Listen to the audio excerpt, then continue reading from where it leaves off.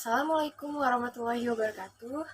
Saya Jihan Fanya Zahra dari 12 MIPA 1. Dalam video ini saya ingin mewawancarai ayahanda mengenai kehidupan di masa Orde Baru, mengenai kehidupan ekonomi, politik, dan sosial.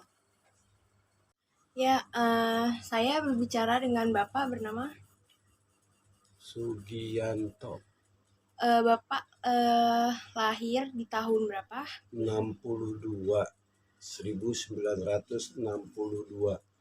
Berarti ketika masa Orde Baru tahun 1966, Bapak baru berusia 4 tahun. Benar. Berarti Bapak menjalankan masa remaja sampai sekitar umur 36 tahun di masa Orde Baru.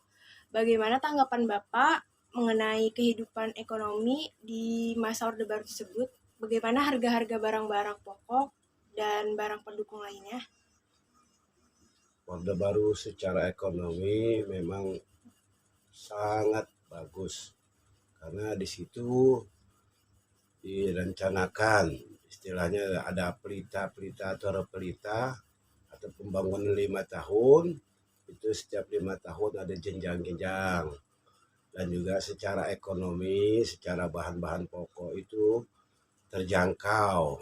Jadi masa Orde Baru itu termasuk masa yang bagus untuk Indonesia pada saat itu. Berarti perbandingan harga-harga pada masa Orde Baru dengan zaman sekarang sangat berbeda jauh ya, Pak? Sangat berbeda. Kalau sekarang memang agak sedikit ini, kalau waktu Orde Baru memang nilai uang juga masih rendah. Jadi barang murah dan terjangkau. Kalau sekarang nilainya lebih tinggi tapi agak lebih sulit ketimbang masa itu. Kita lanjut ke mengenai dunia politik di masa Orde Baru. Bagaimana tanggapan Bapak mengenai kebijakan-kebijakan politik yang diterapkan oleh pemerintah masa Orde Baru? Nah, memang masa Orde Baru itu secara politik terkesannya itu marginal, tapi sebetulnya itu bagus karena pemerintah masa itu dia menginginkan stabilitas perekonomiannya dulu. Jadi secara politik memang sedikit agak tertutup. Jadi itu kalau sekarang itu katanya reformasi, tapi sebetulnya lebih kembali lagi ke zaman-zaman terdahulu, banyak-banyak partai, akhirnya juga jadi bukan nggak baik, kurang baik lah. Selanjutnya, bagaimana kehidupan sosial di masa Orde Baru? Tingkat kejahatan dan lapangan pekerjaan di masa Orde Baru tersebut apakah lebih tinggi dan lebih mudah mendapatkan pekerjaan atau bagaimana, Pak?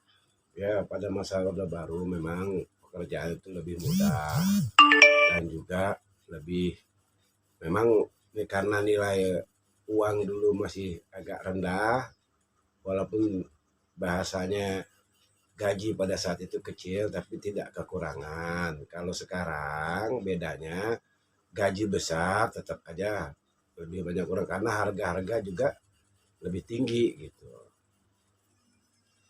Terakhir Bapak, kebijakan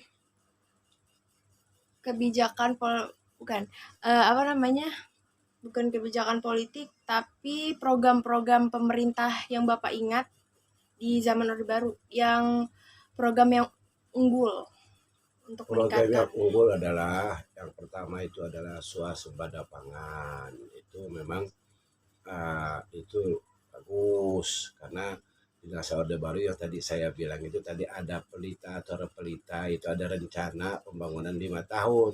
Kalau sekarang kan tidak jelas karena banyaknya kemauan, banyaknya partai politik juga jadinya kurang gimana ya, pokoknya begitulah kira-kira.